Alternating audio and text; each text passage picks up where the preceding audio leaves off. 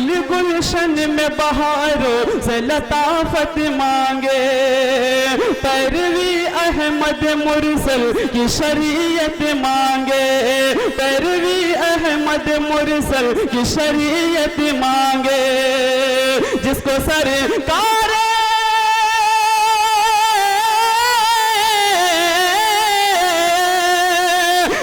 سرکار دو عالم سے محبت ہی نہیں، جس کو سرکار دو عالم سے محبت ہی نہیں، اس کو کیا حق ہے کہ اللہ سے جنت مانگے، اس کو کیا حق ہے کہ اللہ سے جنت مانگے۔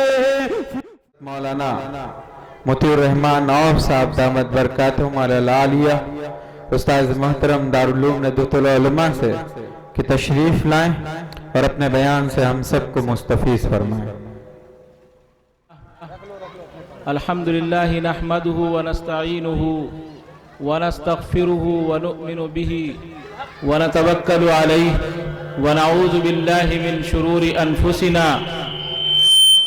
ومن سیئات اعمالنا، من يهده الله فلا مضل له ومن يضلله فلا هادي له، ونشهد أن لا إله إلا الله وحده لا شريك له، ونشهد أن محمدًا عبده ورسوله۔ اما بعد، اس علاقے کے، اس دیار کے بزرگان دین، نوجوانان اسلام، ہمارے عزیز بچوں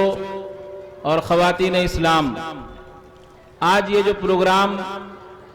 آپ کے سامنے ہوا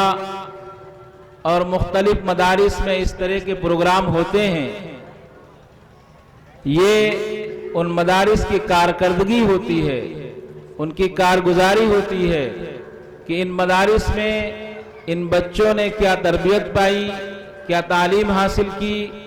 اور چونکہ یہ مدارس عوام کی امداد اور ان کے تعاون سے چلائے جاتے ہیں، اس لیے اس کی کارکردگی کو عوام کے سامنے لایا جاتا ہے۔ ہندوستان کے اندر جہاں ہم اپنے برادران وطن کے ساتھ رہتے ہیں، ان کی مختلف رسموں، ان کے رواج، ان کی عبادات، ان کے معاملات اور ان کے اٹھنے اور بیٹھنے سے متاثر ہوتے ہیں، اور ہماری زندگی پر، ہمارے عقائد پر، ہمارے نظام حیات پر اس کا اثر پڑتا ہے۔ اس کو صحیح رخ دینے کے لیے اور منزل تک پہنچانے کے لیے اس ملک کے اندر ان مدارس کا قیام عمل میں آیا۔ آج اس ملک کے اندر دین کی جو بہار نظر آ رہی ہے اور جو دینی بیداری نظر آ رہی ہے، وہ انہی مدارس کی مرہون منت ہے۔ اس لیے سب سے پہلی چیز اور سب سے پہلی وحی جو تعلیم کے سلسلے میں حضرت محمد مصطفیٰ صلی اللہ علیہ وسلم پر نازل ہوئی، وہ تعلیم ہی کے سلسلے میں تھی، اور وہ تعلیم کہاں سے حاصل ہوگی؟ وہ تعلیم گاہوں سے حاصل ہوگی۔ ہندوستان کے اندر مدارس کا، دانشگاہوں کا، تعلیم گاہوں کا ایک جال بچھا ہوا ہے، اور ہمارے علماء کرام نے بہت قربانیاں دے کر مدارس کو قائم کیا، اور یہ مدارس اس ملک کے اندر دین کی بقا کے ضامن ہیں۔ چنانچہ آج اس ادارے میں جو تعلیم دی گئی، جو تربیت کی گئی، اس کو پیش کیا گیا، اور یہ چھوٹے چھوٹے نمونے جو کسی نے تقریر پیش کی، کسی نے نعت پیش کی، یہ نمونے یہ بتاتے ہیں کہ ان بچوں کے اوپر کتنی محنت کی جاتی ہے، ان کی تعلیم کے لیے، ان کی تربیت کے لیے، ان کی بہترین زندگی کے لیے، ان کے اسلامی معیار اور رکھ رکھاؤ کے لیے کتنی محنت کی جاتی ہے۔ اسی کے ساتھ ساتھ اس ادارے میں جو بچے اور بچیاں اسکول میں پڑھتے ہیں، ان کی دینی تعلیم کے لیے بھی فکر کی جاتی ہے، اور ان کو انعام سے نوازا گیا۔ آج ہم اس پروگرام میں شریک ہوئے ہیں،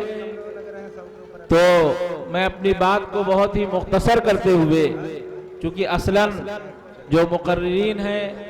ان کا خطاب ہوگا، ہم یہ عہد کریں کہ ہمارے خاندان میں، ہمارے گھر میں کوئی بھی بچہ ایسا باقی نہ بچے جو تعلیم سے عاری ہو، اور تعلیم کے سلسلے میں اللہ تعالیٰ نے کوئی تقسیم نہیں کی ہے۔ تعلیم کے سلسلے میں اللہ تعالیٰ کے ہاں کسی طرح کی تقسیم نہیں ہے کہ ہم کسی تعلیم کو دنیاوی تعلیم کہیں اور کسی تعلیم کو دینی تعلیم کہیں۔ دنیا کے اندر جتنے بھی علوم ہیں وہ سارے علوم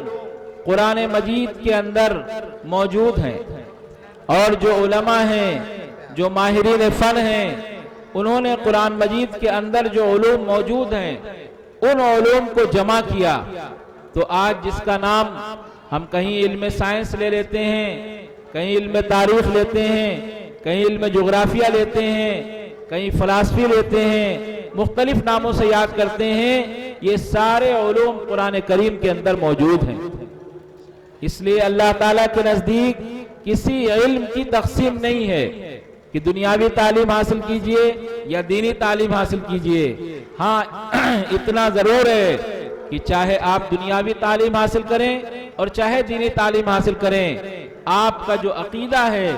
آپ کا جو ایمان ہے، جو اسلام کا مقصود ہے، وہ باقی رہے۔ آپ کسی بھی ماحول میں رہیں، آپ عقائد سے کسی طرح کا سمجھوتا کرنے والے نہ ہوں، آپ ایمانیات سے کسی طرح کا سمجھوتا کرنے والے نہ ہوں۔ اصل مقصود یہ ہے۔ اس لیے ہم کو ان بچوں کی بھی فکر کرنے کی ضرورت ہے جو اسکولوں میں پڑھتے ہیں، جو کالجوں میں پڑھتے ہیں، جو یونیورسٹیوں میں پڑھتے ہیں، کہ ان کے عقائد کی حفاظت کے لیے آخر ہم کو کیا کرنا ہوگا۔ اور جو مدارس میں پڑھتے ہیں، اللہ کا شکر ہے کہ وہ ایسے ماحول کے اندر رہتے ہیں کہ جہاں دینی ماحول ہوتا ہے، لیکن دونوں طرح کی تعلیم کی ضرورت ہے۔ اس وقت ملک کے جو حالات ہیں وہ ہم میں سے ہر شخص واقف ہے کہ یہ ملک کس رخ کے اوپر جا رہا ہے۔ میں اس قصبہ تنبور کے اندر جو اپنی تجارت میں، اپنی تعلیم میں اور علماء کی کثرت، مدارس کی کثرت، حفاظ کی کثرت میں پورے علاقے کے اندر شہرت رکھتا ہے، آج میں یہاں یہ بات کہنا چاہتا ہوں کہ اس ملت کو، اس قوم کو جس طرح علماء کی ضرورت ہے، جس طرح حفاظ کی ضرورت ہے، جس طرح ڈاکٹرز کی ضرورت ہے، جس طرح انجینئرز کی ضرورت ہے، آج کے ان حالات میں کہیں زیادہ ضرورت ہے وکلا کی۔ آج آپ تنبور کا جائزہ لے لیجئے، اتنا بڑا قصبہ ہے، اتنے علماء ہیں، اتنے حفاظ ہیں، اتنے تعلیم یافتہ لوگ ہیں، لیکن شاید اس ملت کے اندر اگر آپ وکلا تلاش کیجئے تو بڑی مشکل سے ملیں گے۔ تو قوم میں جس طرح ایک عمارت کے اندر بے شمار اینٹیں ہوتی ہیں، مختلف اینٹیں ہوتی ہیں، اور ہر اینٹ اپنی جگہ پر ایک حیثیت رکھتی ہے، اگر اینٹ کو نکال لیا جائے تو عمارت کمزور ہو جائے گی۔ اس قوم کے اندر، اس ملت کے اندر ایک عالم کی جو حیثیت ہے، اور اگر ایک وکیل جو اس ماحول سے مقابلہ کرتے ہوئے پوری دیانت کے ساتھ، پوری ایمانداری کے ساتھ اپنے فرائض کو انجام دیتا ہے، تو اس ملت کو اس کی بھی بہت سخت ضرورت ہے۔ اس لیے آج ہم دیکھ رہے ہیں کہ بہت سے علماء اور بہت سے مدارس کے فارغین بھی وہ وکالت کے پیشے کو اختیار کر رہے ہیں، وہ مختلف پیشوں کو اختیار کر رہے ہیں، اس کی تعلیم کو حاصل کر رہے ہیں۔ اس لیے ہم کو جس طرح کی بھی ضرورت ہے، اس ملت کے بقا کے لیے، اس ملت کی ترقی کے لیے، اس ملت کے کمال کے لیے اور اس ملت کے عروج کے لیے صرف ایک چیز پر اکتفا نہیں کرنا ہے۔ جیسی جیسی ضرورتیں ہیں تعلیم کے میدان میں، ان ضرورتوں کے بارے میں ہم کو سر جوڑ کر بیٹھ کر سوچنا ہوگا، چاہے وہ طبابت کا پیشہ ہو، چاہے وہ وکالت کا پیشہ ہو، چاہے وہ انجینئرنگ کا پیشہ ہو، یہ سارے علوم ہمارے دیے ہوئے ہیں۔ اس دنیا کے اندر جب اسلامی نظام قائم تھا اور اسلامی حکومت تھی، آپ تصور کر سکتے ہیں کہ ایک خلیفہ وقت आसमान को, बादल को देख करके ये कहता है कि ए बादल तू चाहे जहां बरस, तेरा खिराज मेरे पास आएगा। कोई वसात की इंतहा नहीं थी। इस्लामी ममालिक किस हद तक, उनकी सरहदें कहां तक जाती हैं, क्या यूरोप, क्या अफ्रीका, क्या अमेरिका और क्या एशिया, ये सारे उलूम हमारे हैं। आज हमारी गफलत की वजह से, हमारी सुस्ती की वजह से और हमारी कोताही की वजह से आज सूरत हाल ये है कि इन उलूम को गैरों ने इख्तियार कर लिया और हम जिहालत की तरफ बढ़ गए, और उस जिहालत की वजह से आज हर तरफ हमारी रुसवाई और जिल्लत है। इसलिए बात को मुख्तसर करते हुए मैं सिर्फ इतना कहना चाहता हूं कि तालीम के मैदान में आगे बढ़िए, मदारिस का ताउन कीजिए, भरपूर ताउन कीजिए और मदारिस के बच्चों की किफालत कीजिए। मदारिस के अंदर जो बच्चे तालीम हासिल करते हैं उनमें गरीब बच्चों की तादाद होती है, आप उनकी किफालत कीजिए। अल्लाह ताला उनकी किफालत की वजह से, उनके ताउन की वजह से और उनकी मदद की वजह से आपकी तिजारत में, आपकी सेहत में, आपके खानदान में आप बरकत और अनवार का मुशाहिदा करेंगे। आज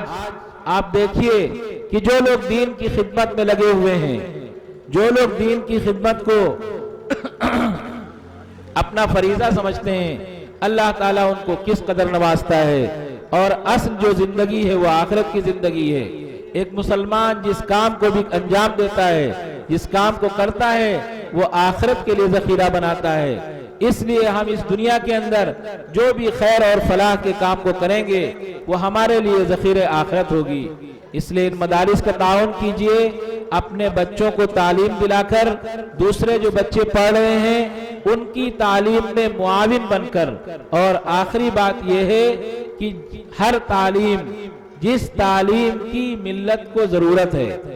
किसी तालीम की तकसीम नहीं होनी चाहिए, किसी इल्म की तकसीम नहीं होनी चाहिए। आप सोचिए कि मिल्लत को कैसे अफराद की जरूरत है, उस तरह के अफराद पैदा किए जाएं। ये हमारे ही दरमियान से निकलेंगे, हमारे ही बच्चे उसके लिए तैयार होंगे, तो इंशाअल्लाह मिल्लत को मजबूती मिलेगी। अल्लाह ताला हम सबको अमल करने की तौफीक अता फरमाए। व आखिरु दावाना अनिल हम्दुलिल्लाहि रब्बिल आलमीन।